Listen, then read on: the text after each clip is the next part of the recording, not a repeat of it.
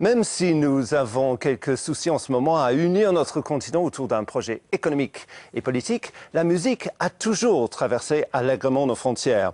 Aujourd'hui, dans iTalk, un musicien éminemment européen, Goran Bregović, musicien de l'ex-Yougoslavie. Il est adepte de tous les styles, allant du classique à l'électro, en passant par la musique d'une trentaine de films et même la chanson serbe au concours Eurovision de la chanson 2010. Vos questions tout de suite à Goran Bregović, qu'on retrouve à Paris, comme on voit la Tour Eiffel. Bonjour.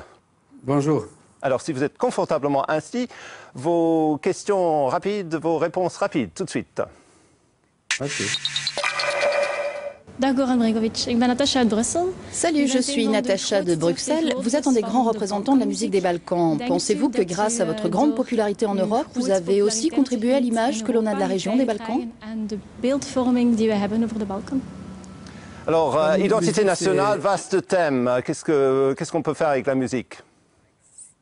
On ne peut pas changer le monde, mais tous les musiciens, quand même, on fait la musique avec l'illusion comme on peut faire le monde meilleur. Mais quand même, c'est pour illuminer cette rue qui soit sûrement longue de faire cette monde meilleur. Même tout le petit lumière aide. Alors la musique, c'est rien de nécessaire. C'est un peu comme la sel. Vous pouvez manger sans sel, mais c'est pas la même chose. C'est beaucoup mieux avec. OK, deuxième question pour Goran Bregović. Je m'appelle Pauline, je suis d'origine gitane. J'aimerais vous poser une question, Monsieur Bregović. J'aime beaucoup votre musique, seulement je ne comprends pas pourquoi vous ne dites pas qu'elle est d'origine romanichelle aussi. Réponse. Je suis dans l'histoire de la musique, c'est difficile de trouver aucun compositeur qui n'était pas impressionné par la musique gitane. Il y a toute une liste de grands compositeurs classiques qui ont consacré ces œuvres aux musiques gitanes.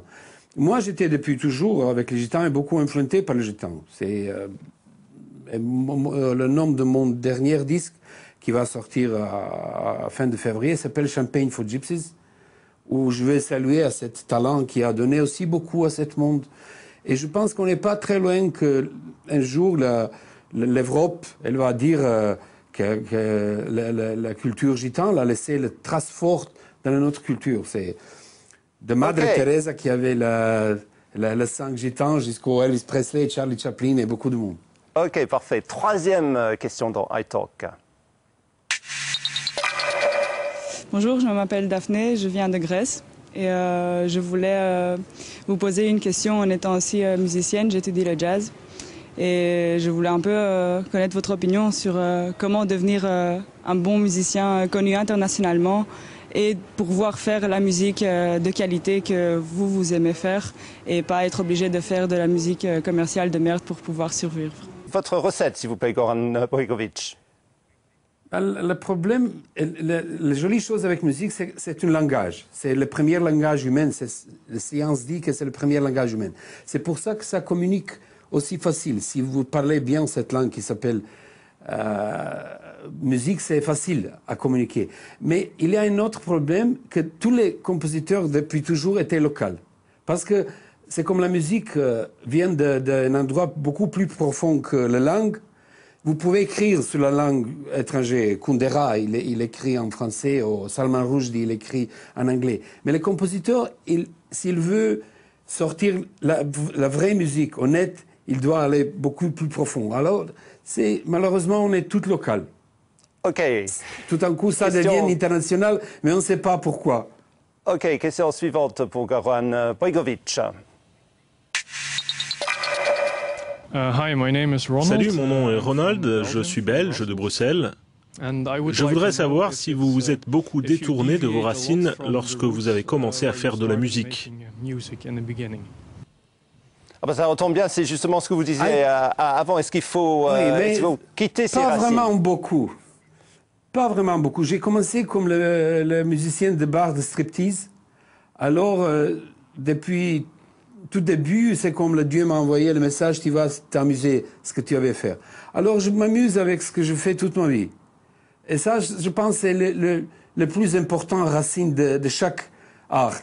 une joie quand vous le faites. Et bien sûr, je commence comme plupart des compositeurs dans l'histoire de ma tradition. C'est de Stravinsky jusqu'au Bartók, de Gershwin jusqu'au Lennon-McCartney, Bono. Tout le monde qu'ils ont fait de bonnes choses, ils sont partis de sa tradition. Alors, ils volent des traditions et comme le Robin Hood, ils laissent pour quelqu'un le vol derrière qui arrive. OK, une autre question. Bonjour, je m'appelle Rachel, je viens de Lyon et je voulais savoir si donc dans ta future musique donc des Balkans, tu comptais toujours garder ces grands orchestres que je trouve magnifiques personnellement et donc voilà, si tu continues dans cette voie-là pour plus tard. Vous avez travaillé avec beaucoup d'orchestres comme le Chœur symphonique de Paris, par exemple. Vous allez continuer comme ça? J'ai joué, il y a une semaine, j'ai joué à Minsk avec l'orchestre présidentiel de Biélorussie. Oui, je joue avec beaucoup d'orchestres. Et c'est joli parce que de voir que les partitions, les notes sont toujours pareilles, comment les gens lisent différemment juste parce qu'ils arrivent de la culture différente. Et je ne vais pas rater cette occasion d'avoir cette expérience. Je me souviens, à Istanbul, une fois, il y a un solo d'un ténoro dans un morceau, et il a fermé les yeux, il a commencé sa mélodie, et mon pauvre conducteur, il a fait le signe. Tourne là, parce que le reste, il faut... C'est joli de voir que même les gens de culture un peu différentes, ils trouvent une liberté que les autres ne trouvent pas dans la partition. OK, encore une autre question dans iTalk.